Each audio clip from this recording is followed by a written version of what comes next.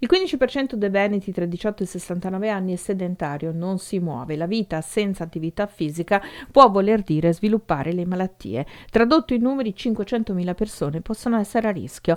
La Regione Veneto persegue nella campagna per la salute campioni tutti i giorni, lo slogan delle iniziative che si inseriscono nel progetto più ampio Vivo Bene.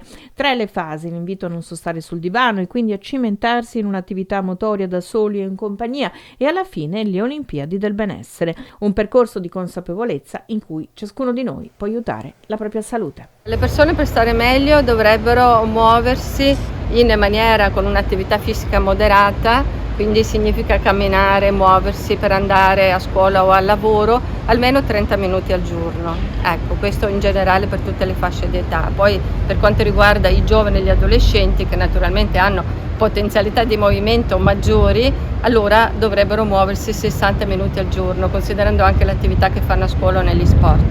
Quindi le persone dovrebbero cercare di approfittare, se così possiamo definirlo, di tutte le possibilità che hanno di movimento, cercando di eliminare quelle che invece sono le soluzioni più comode, quindi di prendere l'ascensore, di potersi spostare magari con dei tratti più a piedi che in macchina, magari posteggiare più lontano. Ecco, tutte queste cose, e anche fare delle passeggiate con i propri coetanei, con i propri amici, invece di sedersi e quindi di dialogare seduti e colloquiare seduti. Tutte queste occasioni di vita dovrebbero prendere il sopravvento e quindi diventare quelle virtuose, ma solo se ci convinciamo che questo fa bene alla nostra mente, alla nostra salute, alla nostra socialità, e allora avremo meno malattie. Il movimento fa parte della nostra vita, deve far parte della nostra vita e deve sicuramente indurci a fare quindi delle azioni che possono essere anche delle azioni molto semplici e che mettono in relazione le nostre comunità, perché poi i comuni, la rete dei comuni sono fondamentali. Già tante sono le iniziative che con i comuni abbiamo messo in atto, i gruppi cammino,